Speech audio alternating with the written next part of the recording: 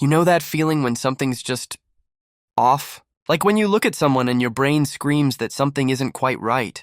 That's how it started with Mrs. Velasco, our neighborhood watch captain. At first, we all thought she was the perfect choice. Retired military, always punctual and more dedicated than anyone could expect. She'd patrol our streets every night, rain or shine, keeping our little suburbs safe. The crime rates dropped to zero within weeks of her taking the position. We should have known it was too good to be true. I'm Liam, by the way, and I worked the night shift at the local convenience store. I'd see Mrs. Velasco during her patrols, always precisely at 2:15 a.m.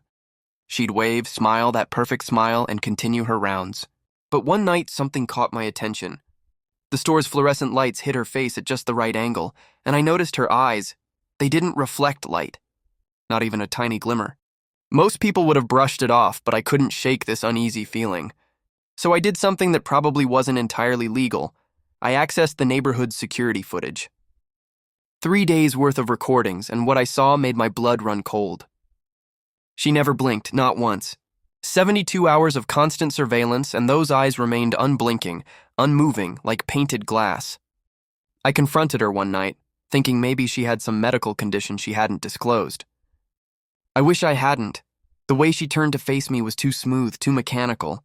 And then she did something that still haunts my nightmares. She reached up to her face and with one fluid motion, peeled it away like it was nothing more than a Halloween mask. Underneath, underneath there was nothing but darkness. Not the kind of darkness you see in a dark room or a moonless night.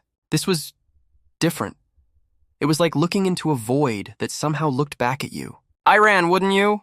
But that wasn't the end of it. The next morning, every single porch light on our street had burned out. Every single. One except hers. Her house stood there, bathed in the sickly yellow glow that seemed to pulse like a heartbeat. Mrs. Velasco still patrols our streets every night. People have stopped questioning why she never seems to sleep, why she's always so perfect in her duties. And sometimes, just sometimes, I swear I can see that darkness seeping out from beneath her perfectly maintained facade. Nobody talks about the missing people anymore. Nobody mentions how our peaceful suburb has become too quiet, too perfect.